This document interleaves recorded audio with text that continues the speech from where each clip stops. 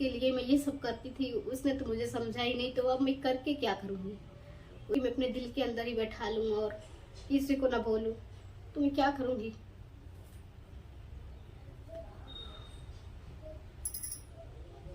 आज इसी मेरे हस्बैंड को और मेरे ससुराल वाले को मैं ना पसंद नहीं हूँ, शायद इसलिए वो लोग मेरे साथ ऐसा करते हैं। और तो मैं अपने मायके में क्यों रहती हूँ, किस लिए रहती हूँ और ससुराल क्यों नहीं जाती हूँ।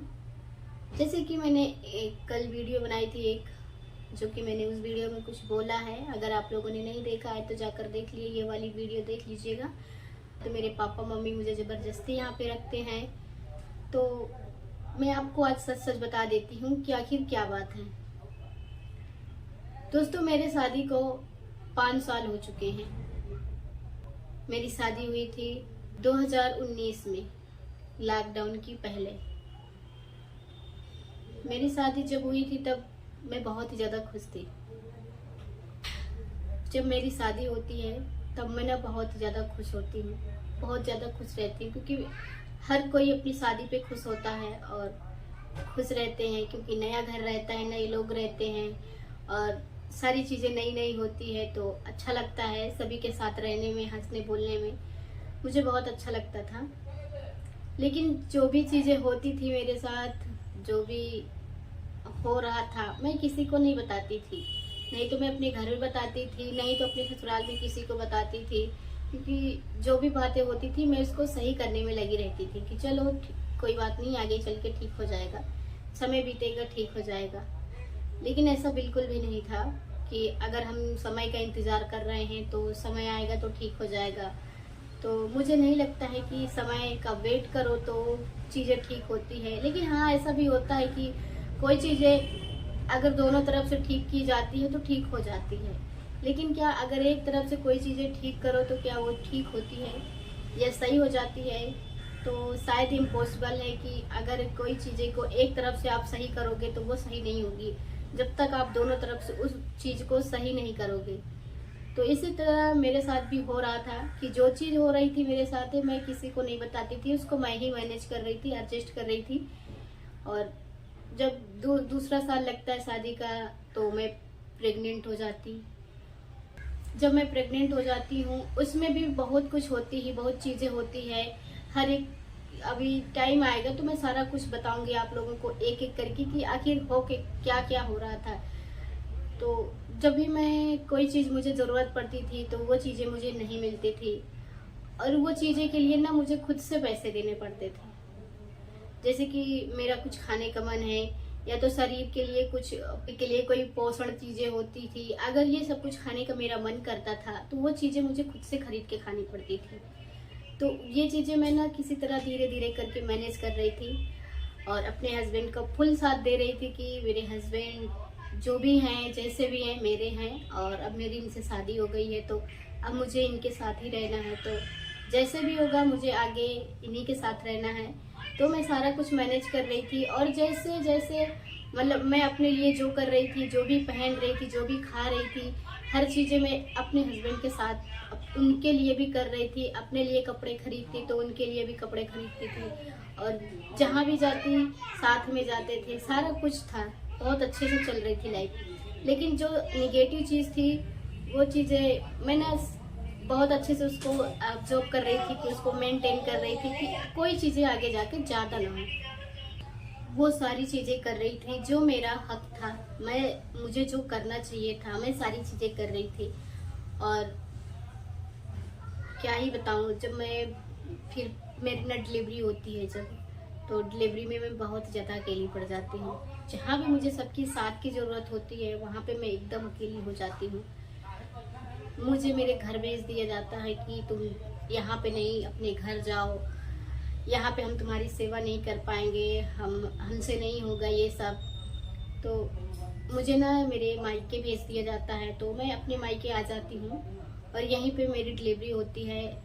इलाहाबाद प्रयागराज में एक हॉस्पिटल था, प्राइवेट हॉस्पिटल था, तो उसी में मेरा डिलीवरी होता है, जो कि बहुत ही दिक्कत और मुश्किलों का सामना करना पड़ता है। और ऑपरेशन से होता है, ऐसा नहीं होता है, ऑपरेशन से होता है। उसके बाद बहुत कुछ चेंज हो जाती है, कि नहीं तो कोई देखने आता है, नहीं तो कोई सुनने आता है। एकदम अकेली वाली फीलिंग जैसे होता है ना कि शादी के बाद ससुराल वाले ही अपने होते हैं, तो उतना उम्मीद ससुराल वालों से ही होता है, सारी खुशी ससुराल वालों से मिलती है और मायके वालों की भी होती है। लेकिन जब अपने मायके में रहो तो ससुराल वालों का याद आती है और उनके मतलब उनके फीलिंग का एहसास होता है। लेकिन जो फीलिंग में कर रही थी वो चीज़ें मुझे नहीं मिल रही थी। और अगर मायके ससुराल में रहो तो मायके वालों के लिए उतनी ही फीलिंग रहती है जितना ससुराल वालों के लिए रहती है। ससुराल में रहो तो मायके वालों के लिए होती है और मायके में रहो तो ससुराल वालों के लिए होती है। तो मैं ऐसी थी, तो मुझे ऐसी उम्मीद थी कि मुझे लगता है कि सभी लोग आएंगे और मुझे बहुत अच्छा लगेगा, लेकिन ऐसा बिल्कुल भी नहीं था। मुझे कोई देखने भी नहीं आया था और सारा कुछ जो भी था मेरे मम्मी पापा ने मेरा साथ दिया और सब कुछ मैं अच्छे से एकदम हॉस्पिटल में 8-10 दिन रही। उसके बाद फिर मैं घर आ गई।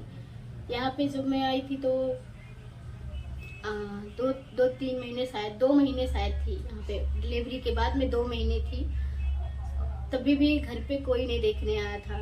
और जब सारी कुछ जो भी था सब कुछ ठीक हो गई, मैं फिर से अपने ससुराल चली गई। लेकिन जब मैं ससुराल जाती तो ना मुझे वहाँ पे रहने नहीं दिया जाता है और हर छोटी छोटी चीज में मुझसे इतना लड़ाई करते हैं और लोगों के साथ इतना ज़्यादा मतलब मुझे बुरा दिखाते हैं, मुझे नीचा दिखाते हैं और घर से भगा देते हैं। और मैं जब भी कोई लड़की अगर अपने मायके में रहती है तो वो ऐसे ही मतलब नहीं रहती है कि वो जबरदस्ती रहती है, खुशी की वजह से रहती है, शौक रहता है उसका तब रहती है। तो ऐसा बिल्कुल नहीं है। अगर वो अपने मायके में रह रही है, शादीशुदा है, तो उसके पीछे कुछ तो राज है, कुछ तो बात है, तभी वो रह रही है। ऐसे थोड़ी ना कोई रहता है। शादी के बाद लड़कियां ससुराल में ही अच्छी लगती हैं, ससुराल में ही रहती हैं और उनको ससुराल में ही अच्छा लगता है, उतना मायके में नहीं अच्छा लगता है। मुझे भी ससुराल में बहुत अच्छा लगता था, लेकिन कहते हैं ना जिसके लिए जाओ अगर वही नहीं समझता है तो फिर कुछ नहीं अच्छा लगता वहाँ पे। तो ऐसा ही मेरे साथ हो रहा है कि मैं वहाँ पे यही कारण है कि नहीं रह रही हूँ। जो भी है सब कुछ मैं आप लोगों को बारी बारी बताती जाऊंगी कि आखिर मैं क्यों रह रही हूँ। और जहाँ तक मेरे मम्मी पापा का सवाल है कि वो लोग मुझे रख रहे हैं, तो अगर मुझे ससुराल से भगा दिया जाएगा तो अच्छा बताइए मैं कहाँ जाऊँगी? मायके में ही आऊँगी ना। मेरे घर वाले चाहे मुझे मजबूरी में रखे चाहे जैसे रखे, लेकिन मैं इनकी बेटी हूँ तो मुझे ये लोग रखेंगे ही ना, तो मैं कहाँ जाऊँगी? अच्छा, वो लोग बोलते हैं कि तुम मायके में रहती हो और जब तुम लोग मुझे यही बोलते हो कि तुम जाओ अपने मायके में रहो, तो बताओ मैं अपने मायके में नहीं रहूँगी तो कहाँ रहूँगी? तो तुम मुझे वहाँ नहीं रहने देते हो, मुझे भेज देते हो कि जाओ तुम मायके में रहो, तो मैं मायके में ही रहूँगी ना, कहीं और तो नहीं रहूँगी। तो ऐसे जब भी कोई शादीशुदा लड़की होती है, अगर वो अपने मायके में रहती है तो उसके पीछे बहुत राज होता है, बहुत कुछ चीजें होती है जो कि अगर लड़की नहीं बता रही है तो उसको लोग गलत समझने लगते हैं कि ये ऐसे ही रह रही है, अपने आदमी को छोड़ के रह रही है और वहाँ पे आदमी अकेला रह रहा है। लेकिन क्या आप लोग कभी ये सोचते हो कि अगर लड़की नहीं बताती है तो कुछ सोच समझ के नहीं बताती कि हमारे घर और परिवार की बेइज्जती होगी?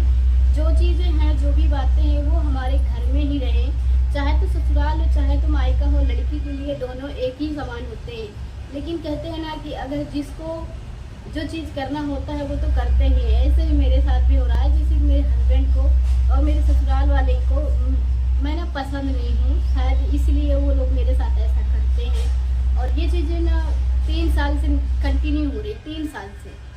2 साल तो मैं बहुत अच्छे से थी और मुझे वो लोग कुछ जो भी कहते थे सारा कुछ मैं मेंटेन करती थी। लेकिन जब से मेरा डिलीवरी हुआ है उसके बाद से ही ये लोगों का आतंक शुरू है और जब वो लोग मुझे भगा देते हैं तभी मैं यहाँ पे आके रहने लगती हूँ मायके में। और जब भी वहाँ पे जाती हूँ तो ये लोग आए दिन झगड़ा, आए दिन लड़ाई, इतना मतलब कि ट्रोल करते, इतना टॉर्चर करते हैं कि क्या ही बताएं। अगर जैसे ससुराल में लड़की नहीं बोलती है तो ससुराल वाले भी यही सोचते हैं कि भाई ये इसकी ही गलती होगी तभी ये नहीं बोलती है। लेकिन लोग ये नहीं सोचते हैं कि वो क्यों नहीं बोलती है।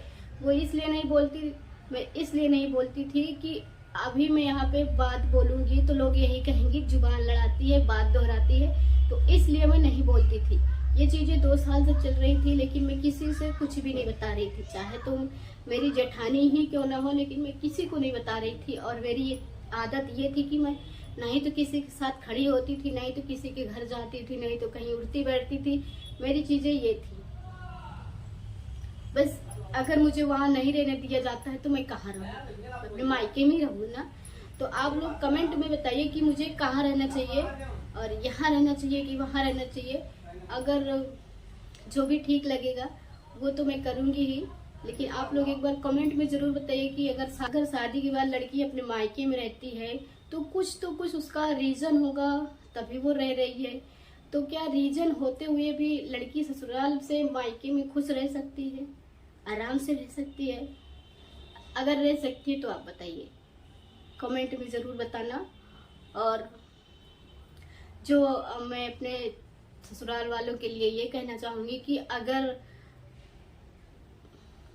ऐसी बात है, तुमको पसंद है, तो देखो अब मैं वही कर रही हूँ जो तुम लोग मुझे ठेल ठेल के कह रहे थे कि करो करो करो। तो मैं वो सब तो तब नहीं कर रही थी, लेकिन अब मेरी मजबूरी बन रही है कि मुझे करना पड़ रहा है। लोग मुझे गलत बोल रहे हैं, गलत सोच रहे हैं मेरे बारे में कि तुमने किया है। तुम लोग सगल जाते थे, हर जगह बताते थे, रिश्तेदारी में कहते थे और सब हर जगह कहते थे, लेकिन हमें तो इतना टाइम ही नहीं होता था कि हम चले हर जगह बातें बताएं और कहें। तो हमारे पास इतना टाइम नहीं था। बस फर्क इतना है कि तुम 2 साल पहले से कर रहे थे और हम अभी से कर रहे हैं, और ये मजबूरी है, कहना मजबूरी है। नहीं तो ये चीज़ों कहने के लिए हमें कोई शौक नहीं लगा है, बस आप लोग चाह रहे थे तो इसलिए हम बता रहे हैं। क्योंकि अगर हम नहीं बताएंगे तो आप लोग यही कहोगे वो तो कुछ बोलती ही नहीं थी, नहीं बोली है, उसी की गलती है। तो अब जो भी चीज़ें हैं सारा कुछ मैं रख रही हूँ, तो आप लोग उसको देखो, सोचो, समझो कि आखिर ये कैसी रहती है अपने मायके में, क्यों रहती है, सारा कुछ तो मैं बता ही रही हूँ आप लोगों को। और आगे जो भी चीज़ें होंगी मैं सारा कुछ बताऊंगी, जो चीज़ें हो रही है सब कुछ बताऊंगी। बहुत कुछ है जो कि अभी मैं अंदर ही अंदर मेरे है, बहुत कुछ चीज़ें हैं जो कि अभी मेरे अंदर ही है, और वो अब मैं ना आप लोगों के साथ शेयर करके उसे हल्का करना चाहती हूँ और आगे बढ़ना चाहती हूँ। क्योंकि जहाँ जिसके लिए मैं मरती थी, जिसके लिए मैं ये सब करती थी, उसने तो मुझे समझा ही नहीं, तो अब मैं करके क्या करूँगी? मैं अपने दिल के अंदर ही बैठा लूँ और किसी को ना बोलूँ, तो मैं क्या करूँगी?